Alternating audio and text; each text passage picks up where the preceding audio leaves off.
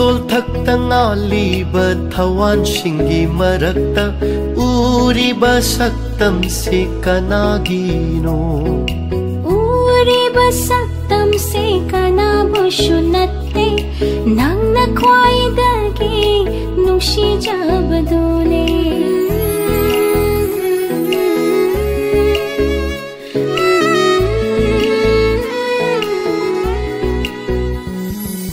Nongdol thakta ngaliba thawan shingi marakta uriba saktam se kanagino.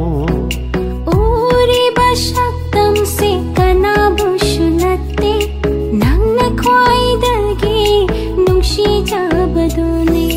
Nangi mityeng na thamoy buthiri aigi kaidau nungda thadok loi nang.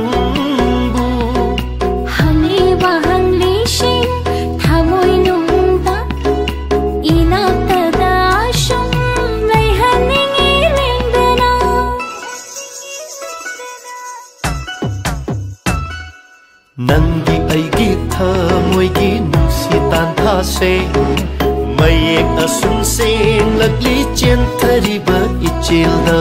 Nangi aigi thamoygi nungsi tanthase mayek asun seng lagli chen thariba ichilda. Nangi aigi thamoygi nungsi tanthase mayek asun seng lagli chen thariba ichilda.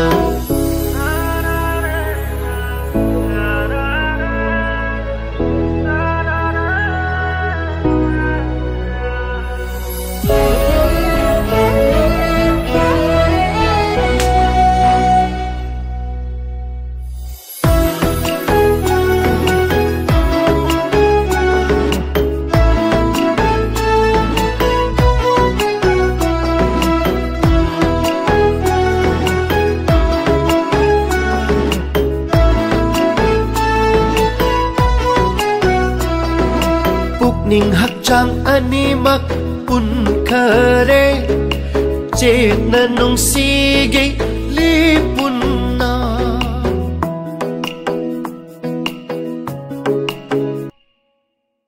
Ning hakchang animak pun khare chet na nung sige li pun na.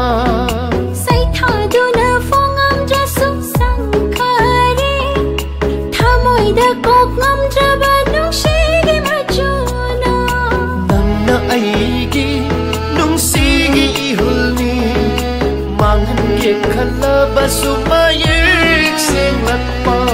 Lura mang icheli amak bayang traba mamlaba thamoy gi mangali nangna. Nangi mitlena thamoy buthiri aigi kaidau nungda thadok loi nang bu. Hangli wa hangli shin thamoy nungda inata da shun may haningi lindana.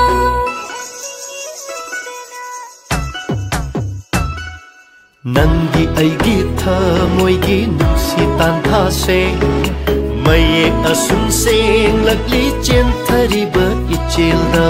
Nangi aigi thamoygi nungsi tanthase mayek asun seng lagli chen thariba ichilda. Nangi aigi thamoygi nungsi tanthase mayek asun seng lagli chen thariba